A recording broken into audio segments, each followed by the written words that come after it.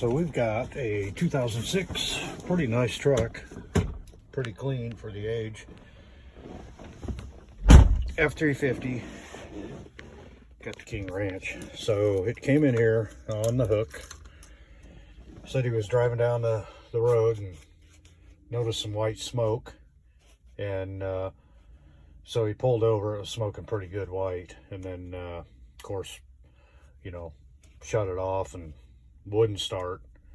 Starter won't turn over. So hopefully it left a clue here.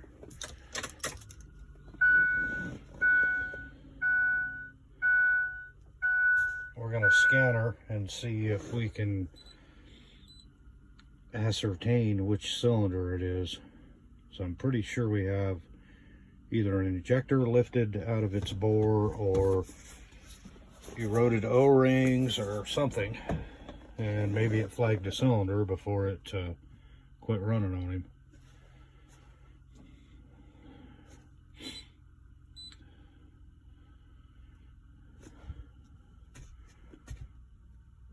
I hear the vacuum pump out there running.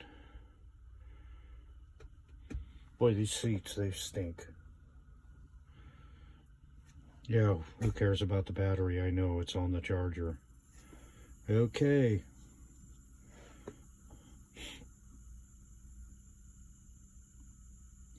Well, these batteries are dead. Heck, we might not even be able to do this. Hang on a second, let me boost up the charger. Okay, so we got that taken care of. Pump the battery up. I didn't know they were that dead. We might have something going on there too. Anyway, let's read the fault code, see if it flagged a cylinder. It's California emissions, so crank position sensor,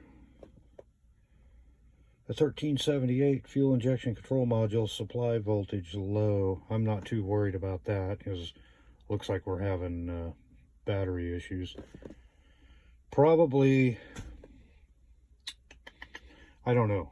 This isn't really helping us. We'll worry about these. Didn't flag a cylinder, so we need to go under the truck and we'll look at the manifolds. And if we are, obviously it's hydrolocked because he said it wouldn't turn over. Probably going to have fuel weeping between the manifold and the head. So that'll at least tell us what side it is. So let's go do that.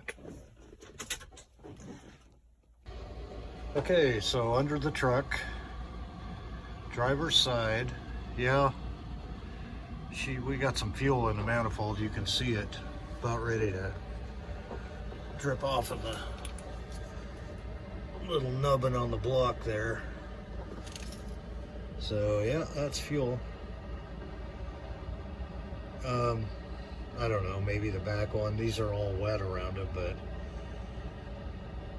this one has the most in it. I'm going to say it's probably injector number 8. Interesting, we have a petcock in the bottom of the exhaust manifold. That's kind of stupid. Did they have a probe in there and took it out and hey, this fits, we'll put that, who knows.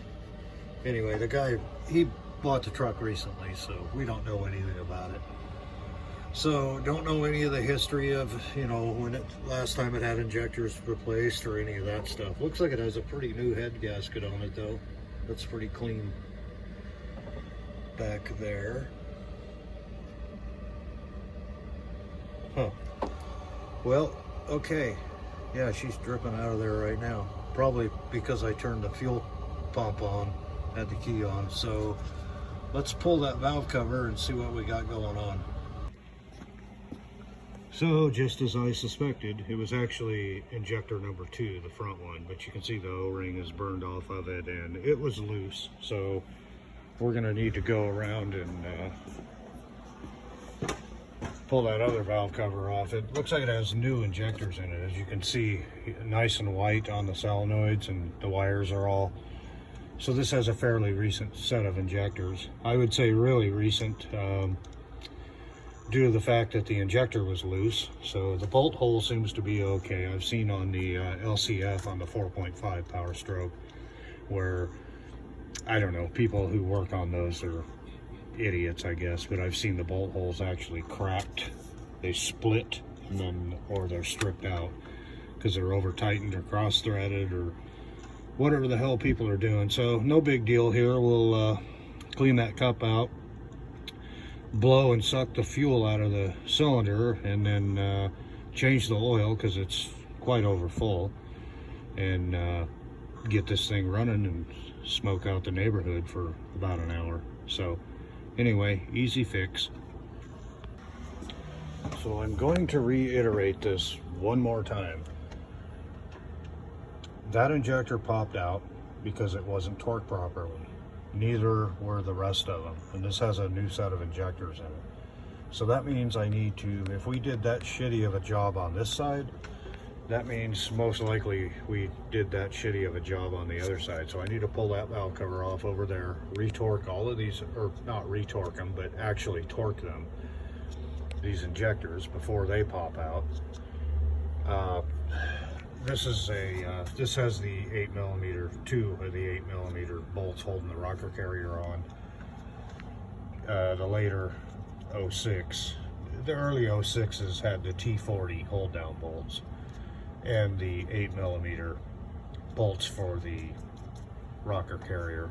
The later one has 10mm bolts in the rocker carrier, two of them, and T45s. The T40s torque to 24 foot-pounds.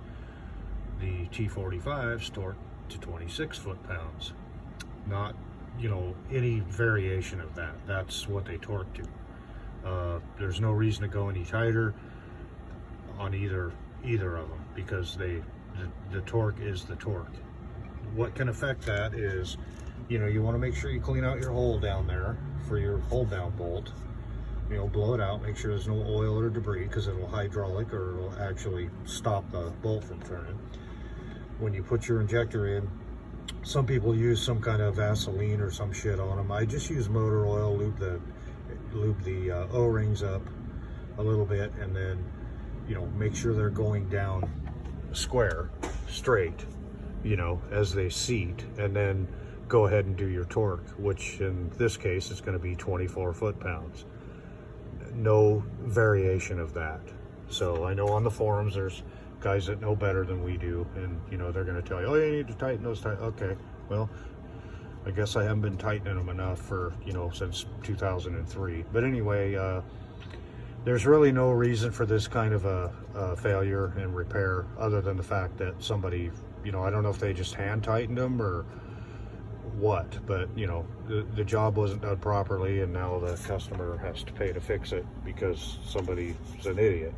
So anyway, we're going to evacuate these cylinders out. The reason I pulled the injectors, rest of them out over here, is because my exhaust manifold is full of fuel, and any open exhaust valves are more than likely going to have fuel in them, and I need to drain the exhaust manifold down there. Maybe that's why somebody put a petcock in it, so that'll come in really handy.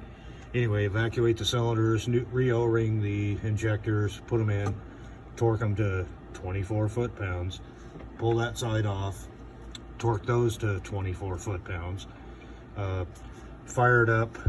Well, I'll probably drain the oil out of it because I haven't turned it over or started it, and it's been sitting.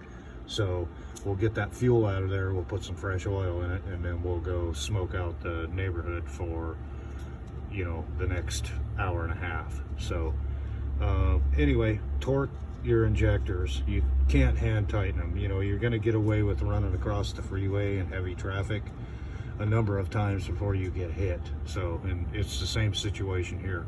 Torque them down, make sure they go down straight and square, make sure they seat in the bottom of the cup, and then, you know, torque them. So can't stress that enough. It's something that's so simple, and this should never happen. And any other reason that this would happen is because somebody didn't do it right in the first place. They cross-threaded the bolt, they didn't clean the bolt hole out, you know, or they didn't get the injector didn't go down straight, and they didn't, which in that case you probably would have an issue right from the get-go. But anyway, no reason for this kind of a problem other than you know, if you're a do-it-yourselfer, you can go on the internet and look up torque specs if you don't have access to service information. It's really important that you torque these down. Fuel is the enemy of motor oil. It causes wear, cylinder wear and bearing wear. So whether it's a gasoline or diesel. So anyway, let's get this done and stop ranting about idiots who do shitty work. So speaking of idiots, I stuck my vacuum cleaner down in the injector cup for about 5 minutes, and I thought, yeah, that's good. Well, I got fuel on the wall over there. There was a lot of fuel in there. So I was able to shoot it all over the floor and all over the wall and all over the master cylinder, and I'll need to wash this up under here. But anyway, that's one of the things you're dealing with. I thought I had got it all out of there, but apparently I didn't. And I mean, I literally saw a stream come out of that number 2 and go right up there and hit the wall. It was pretty funny. But anyway, that's just one of the things you got to deal with. I was sure I got it all out of there. I mean, I sucked on it for 5 minutes with my shop vac, and it fits very nicely in that hole there. You know, leave a little bit of gap so it can draw air in.